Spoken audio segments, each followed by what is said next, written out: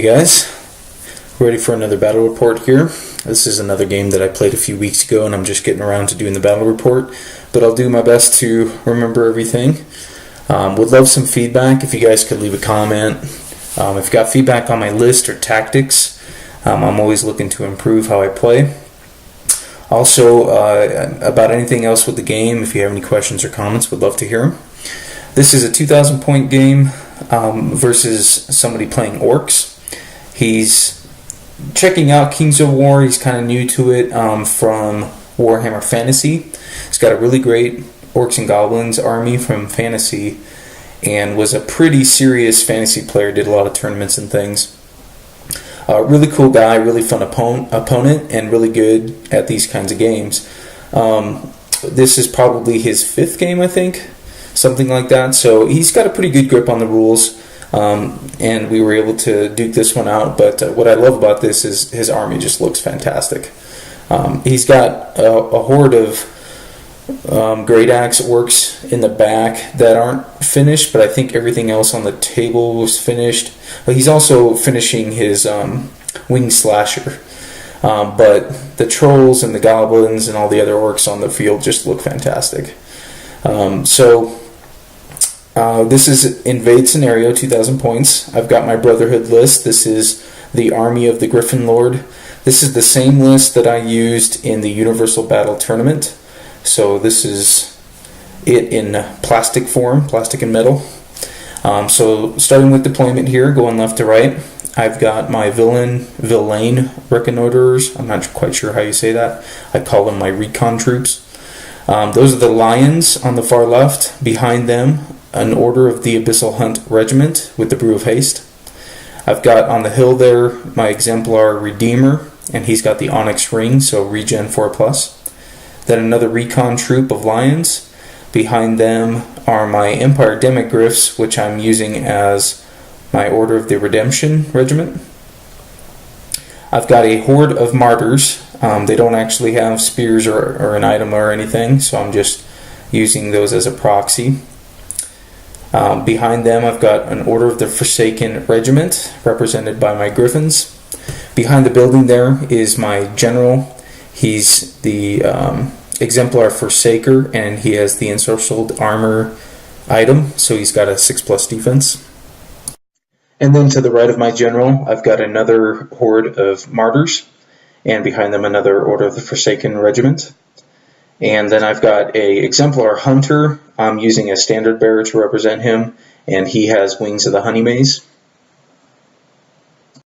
And then going back to the slide for my opponent's deployment, he's got a regiment of Fleabag Riders. He's got some Goblin allies in here, which I think is really smart. And then a regiment of Morax. And on the far right, he's got a Legion, a Rabble Legion with a Flaget behind them. There was a mistake made here. He didn't remember that starting in difficult terrain slows your movement as well. He thought it was if you ended into it. So he would have deployed this differently had he remembered that, but the game was already well underway when we figured out that that's what he was thinking. So anyways, he's got the Legion there with the flag behind them. And I got a separate picture for all this in the center because there's a lot going on here. He's got another regiment of Fleabag Riders on the right side of his middle.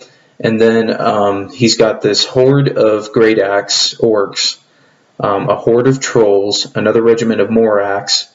Behind the Morax, he's got this really cool Goblin on a spider, but he's using that as a war drum.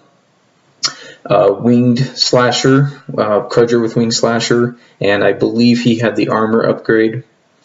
And then behind the horde of Great Axe, he's got 2 God Speakers kind of on either side, and they both have heal, I believe. I'm not sure if they have what else they have, but at least heal and fireball. So I won the roll for first turn, and he's got such a strong center of the table here that I know I'm kind of outmatched by hitting that straight on. So my goal here is going to be to just outmaneuver and outflank him, which I should be able to do because I've got so much cavalry and some flying units. So I send my recon troop up after the Fleabag Riders. My Abyssal Hunt I leave a little bit further back, and my thought process here was that with the Brew of Haste, if he charges my recon troop, I can easily countercharge with my Abyssal Hunt. But I'm not sure what's going to happen towards the center of the table. So I was leaving them there just in case I want to move them to the other side of that tower rather than bringing them all the way up the left side of the board. I move my Redeemer up kind of in the middle of all these units for inspiring. Another recon troop and my Order of Redemption behind them. Martyr Horde moves up and pivots a little bit. And I moved out pretty far front with my Order of the Forsaken, and this was just to give him stuff to think about because I'm not in range of anything. I can easily get away, but depending on how he positions, I might be able to get behind him or position myself for a flank charge the following turn. So I'm just giving him stuff to think about here. And similar movement on the right side, I move my Martyr Horde up and my Order of the Forsaken just kind of around the side, getting ready to do any flank charges if I can. I put my Hunter just behind the forest there so he's out of line of sight. And what I'm going to do with him is fly him overhead of everything because he's got wings of the Honey Maze and go after his God Speakers or the War Drum, things like that. So here we are in his turn. He does some really good movement here in my opinion. He moves the Morax Regiment up and faces me, and then the Fleabag Riders he backs up and pivots a little bit. Now I can't be charged with my, now he can't be charged with my Abyssal Hunt. And this is really slowing me down from getting around to his flank. He pivots some things kind of to face this side of the board. Most of my army is on this side, and so he leaves a few things facing the other side, and he's got his Legion on the far end, of course. But he puts the God Speaker up front. I think that's kind of bait for me to charge with my flying unit, the Order of Forsaken.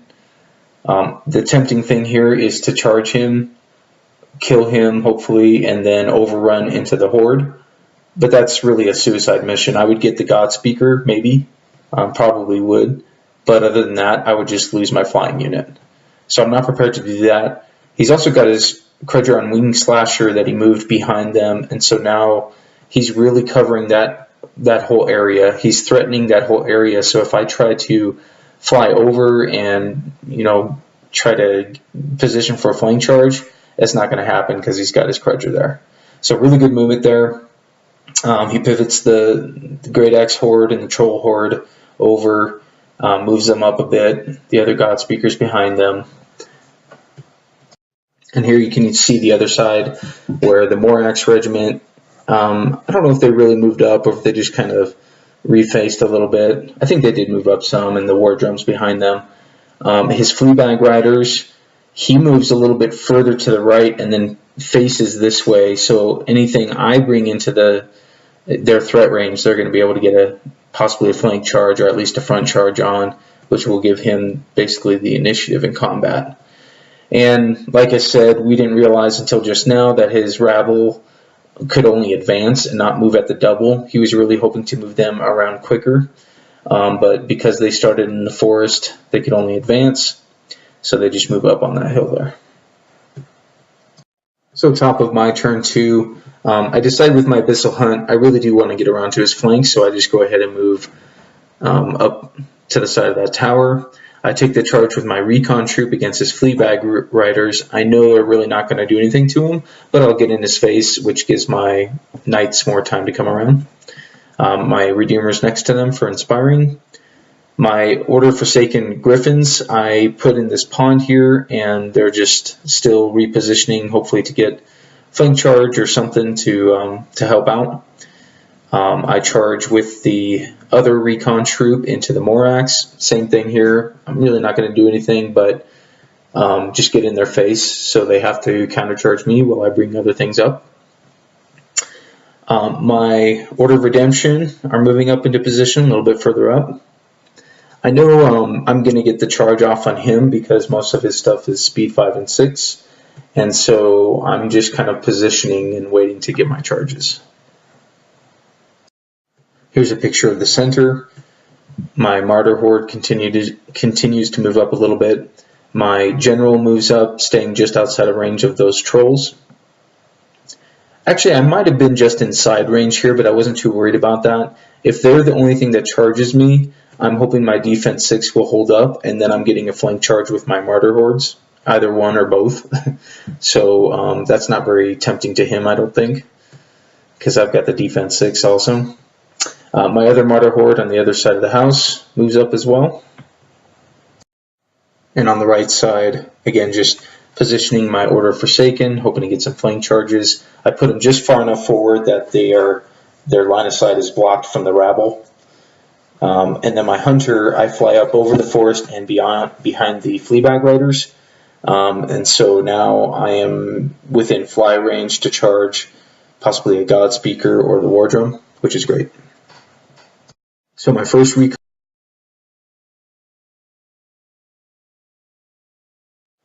My other recon troop actually manages a couple wounds despite being hindered against the Morax regiment, but of course they're fearless, so no chance of routing or wavering, so I bounce off there too. And that takes us into his turn 2. He backs up further with the Fleabag Riders. Because they're nimble, they're able to back up and pivot. They still get one pivot by doing that, which is nice. So he's delaying the inevitable charge from my Abyssal Hunt, but that's smart because that just gives his other units more time. His Morax regiment countercharges my recon troop. The God Speaker moves up, and I'm not sure why we put that die there. That might have been just left over. I don't remember him getting hit by anything. The Trolls move up. At this point, he kind of said, well, I'm not going to be able to outmaneuver you, I'm not going to be able to outspeed you, so I'm just going to do what Orcs do, and I'm going to punch through the middle. So he just moved on up with his, at the double with the Trolls and with the Great Axe Horde. The Crudger on Wing Slasher is still back there, just threatening areas. He didn't have any clean charges yet, except maybe on that recon troop, but that's not tempting because of the counter charges he would face. So he's just still threatening areas so that I don't get in behind him with my flying units. On the other side of the board, he moves up the Morax regiment in similar fashion, just moving on up. The Fleabag Riders here that he's using Spider Riders for, I don't know if I didn't see that they had this flank charge or if I saw it but just didn't care and was willing to take that risk. This game was a few weeks ago, so I don't really remember, but they are an awesome unit as chaff, in my opinion. They're speed 10, they're nimble, so they're really great for flanking and doing this sort of thing. The problem is they're not like an elite cavalry unit. They only hit on 4s. In this case, they're hindered, so they're hitting on 5s, and they're losing their Thunderous Charge. So hitting on 5s, wounding on 4s against a horde of fearless martyrs. So I think that'll be okay for me, and then I've got my Order Forsaken right next to them as well, so if my martyrs don't fall, those spiders are in trouble. On the far right, the rabble continue to move up, just struggling with having to go through all this terrain. His Morax unit here easily kills off my recon troop and just faces my other knights. And as I was anticipating, the Fleabag Riders on my martyrs only manage a couple of wounds. There's no chance of wavering them, so they just bounce back. So my turn 3, because of the Brew of Haste, I'm just within range and line of sight to be able to get a flank charge on these Fleabag Riders. The recon troop charges the front again. And then I went ahead and attempted a double hindered charge, which is a risky move, but I've got both my Order of Forsaken regiment and my Order of Redemption regiment. So this is a lot of attacks, even though it's hindered, and Morax are fairly low defense, so I'm hoping this will go well for me. The Griffins are turned around just because they weren't fitting well flush up against his unit because of their claws and stuff. Oh, and it looks like I've also got my Exemplar Forsaker charging his God Speaker on a Gore, and I'm really hoping to kill him and blow through, because otherwise his horde of Great Axe are going to get a flank charge on my general. On the other side, or I guess this is more in the middle, he had moved his trolls up aggressively, so I responded aggressively and did a double charge on them with all my martyrs. The martyrs with spears are doing a front charge and land a little bit in that pond, so they are hindered. But the other ones I don't think are hindered at all, and they're getting a flank. So that's 50 attacks, 75 attacks total. Behind all of this, you can see my Great Eagles. That's another Order of Forsaken. Got a charge on his God Speaker. I forgot to mention in one of the previous slides that his God Speaker kind of went after my Hunter and did a fireball on him, but I don't know if he didn't wound or only did 1 or 2 wounds, and it didn't result in anything. But now I'm charging a character and I'm behind his lines, so that's going to be a problem. Here's a picture of the far right side of the board. It also shows my Hunter. I got a charge in on his War Drum, which is right behind his Morax regiment there. So I basically just ignored the Fleabag Riders, which is a gamble, because now they're going to be able to get a rear charge on my Martyrs or something else. But I figured it was more worthwhile to go after those trolls, and I've got some time before the rabble gets to me. And now I'm also starting to remember how well I was rolling during this game. I seem to make every nerve check against his units. So my Hunter takes out the War Drum and advances, and my Order of Forsaken takes out the God Speaker and turn around to face his rear. In the center, 75 attacks, even if 25 of them are hindered, is still just a ton of dice. So they take out the trolls, and I move my spear horde up, the guys with the spears up, and I'm just getting ready to face that horde. I didn't really have a whole lot of room with the other guys. There wasn't any good way to position. So I'm going to get a flank or a rear charge from something. So I wasn't really trying to anticipate necessarily what he'd do, but I figured giving a flank to his horde and then being able to respond with my other units was better than just giving a rear charge to both his Morax regiment and his Fleabag Riders.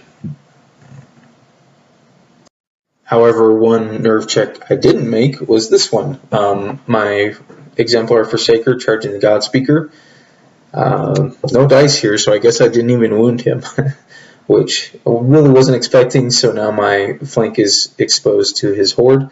But I'm not sure if he will take that or not, because I've got other units lined up to deal with it, but we'll see what happens. And maybe I spoke too soon about those nerve checks, because this is another one that I failed.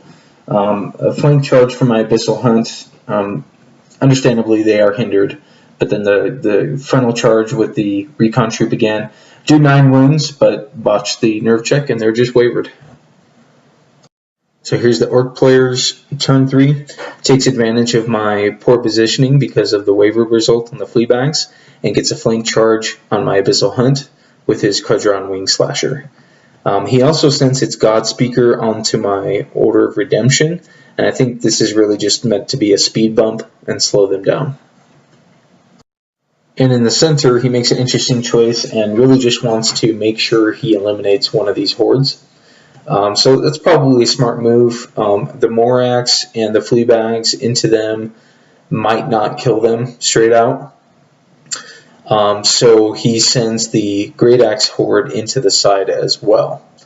Now, I don't know if we talked about this, and maybe there just wasn't room for the horde to pivot and get the flank on my general. That might have been the case, because it's getting kind of tight quarters here, and these are some units with large footprints.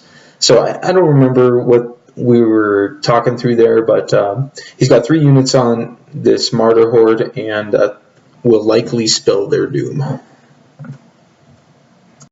And the poor Rabble Legion continues to march through forests. That die was just put there as a marker to show how far they could move. Those aren't wounds or anything. Of course, my martyrs do not stand up to the triple charge, particularly the flank charge from a horde of great axe orcs. I think that's enough crushing strength and dice to kill just about anything. So he takes them out and just repositions things a little bit. I've still got my Order Forsaken kind of behind his lines there, so the Morax Regiment are ready to face them, but it's a difficult choice with the Great Axe Horde because he's going to be giving something a rear charge. So he decides to continue to face the Martyrs. And honestly, guys, I don't remember what happened here. I don't know how a Crudger on a Wing Slasher gets a flank charge and doesn't do any wounds. I really wish I remembered what happened here. Oh, you know what it was? He didn't charge the Abyssal Hunt. He got a flank charge on my Order Forsaken. Yeah, that's what it was. I had those Griffins over here, and he got a flank charge on them and took them out, so that makes more sense. And then he's turning to face the flank of my Order of Redemption. And lastly, his Godspeaker manages a wound against my Order of Redemption and then bounces off an inch. So my turn here. I get some better charges this time. Now I've got a front charge with both my Abyssal Hunt and Recon Troop against these Fleabag Riders. But these Fleabag Riders have done a really great job this game. This is turn 4, and they've held off the flank for 4 turns. So that's pretty good, especially for as inexpensive a unit as they are.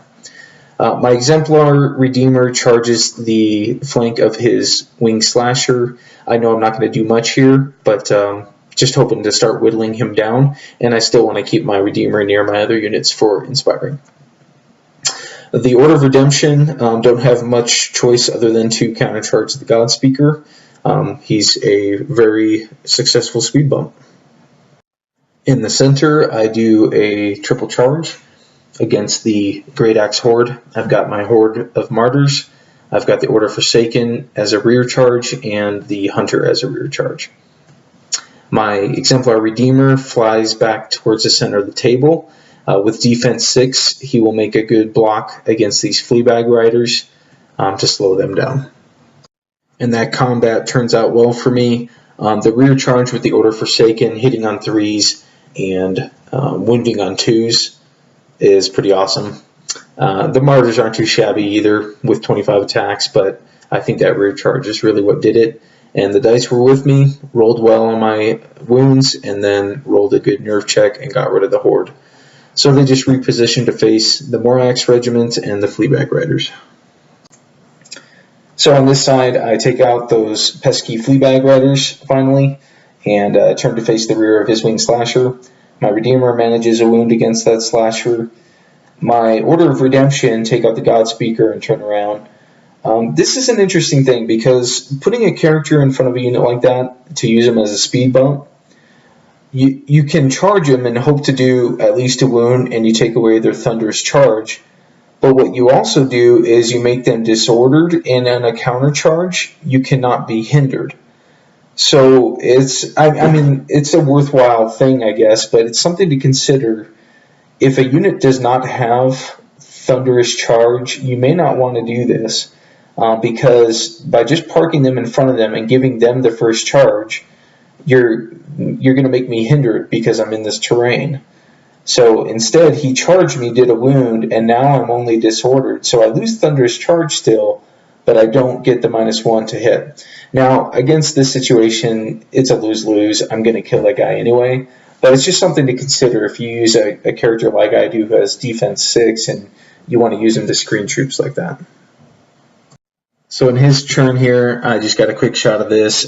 He does a double charge against my Martyr Horde, the Fleabag Riders into the front, and the Crudger on Wing Slasher into the rear. So that's a pretty strong charge. But, man, these Martyrs, I love this unit so much. I know this is just a bad roll, but look at this. He does 17 wounds. They have a 22 nerve, cannot be wavered, and he rolls a 4. So he scores a 21, so they're fine. I don't remember if that was the first roll he made, or I've got 2 inspiring things next to them, so he had to re-roll it. I just really love these martyrs. I'm thinking about trying to fit in a third horde of them, just because they're so good. They're defense 4, melee 4, 25 attacks, but the two things that are really clutch for them are, one, they're fearless. They have a 22 nerve. 2, they have regen on a 6+, so not great, but when you're rolling 17 dice, you're going to get some of those wounds back. And actually, there's a third thing. They benefit from Valiant. So Valiant works the same as Rallying, where it can boost the nerve value of units. So I usually try to leave my Order Forsaken or Abyssal Hunt or something like that near them, because it bumps their nerve even higher as a fearless horde. So just love this unit, but really unfortunate for the Orc player to get this roll, and now his Wing Slasher is totally exposed. So this is back to my turn. What is this, turn 5, I think? So my Abyssal Hunt, because again that Brew of Haste puts him in range to get a rear charge on his Wing Slasher. They're spaced back a little bit just because the model's tail is in the way, but they get a rear charge there. My Recon Troop just moves up to protect their flank from his Morax Regiment. My Martyr Horde regenerates a couple wounds and countercharges into the Fleabag Riders. My Order Redemption just turn around to face the battle. I fly my General down to look at the flank of this Rabble Legion, who has yet to see any combat, but they're starting to get close. The rear charge is successful, of course. I mean, the Abyssal Hunt hit hard no matter what they're hitting, but they actually get vicious against monsters, so they get that extra edge and tripling attacks and all that. So even though he's defense 6, I'm able to take him out. The Martyr Horde does 6 wounds against the Fleabag Riders and bounces off. So he takes a double charge in his turn against my Martyr Horde. That Morax was just within the front arc. My Martyr Horde was just within their front arc, so he's able to get a flank charge as well as the counter charge from the Fleabag Riders. So plenty of dice to finish them off and then repositioning. And in my turn, I get a bunch of charges off again. Abyssal Hunt and Recon Troop into his Morax, and Order Redemption into his Fleabag Riders. My General opts to charge his Flagot instead of taking the side charge on the Rabble. I successfully take out both units in the center and just wait for the Rabble to come through. This is turn 6, so we may not even go another turn. My General was hindered against his Flagot, so he only does a couple of wounds, but wavers him. And that takes us into the Orcs turn 6, and the Rabble fearlessly march out of the forest, ready to finally join the battle, albeit without their Flagot. And it turns out we do go to turn 7, so the Rabble take a triple charge from my 2 Knight units and the Recon Troop.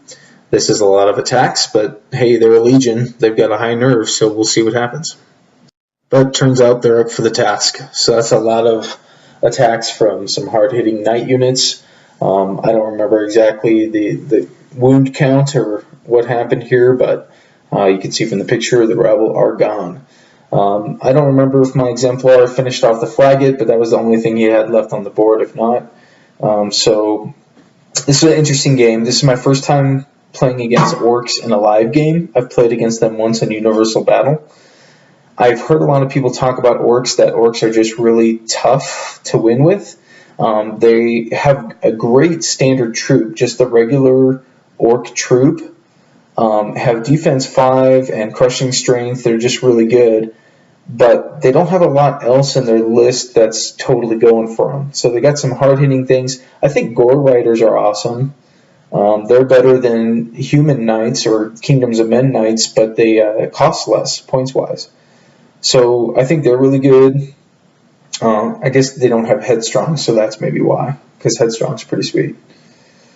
But yeah, I've seen some people do well with them, but it seems like you gotta have the Goblin allies, and this was, just kind of an odd pairing because I've got the very fast maneuverable army that can hit hard, whereas he just had the kind of slow marching, heavy hitting units. So really cool guy, though. I really enjoyed this game, and I hope we can do it some more.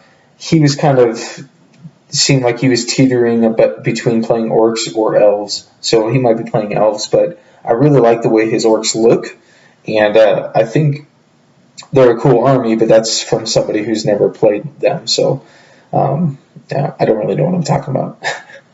But thanks for watching, guys. Again, leave some comments. Let me know what you think if you have any feedback on tactics or list building or any of that. Thanks.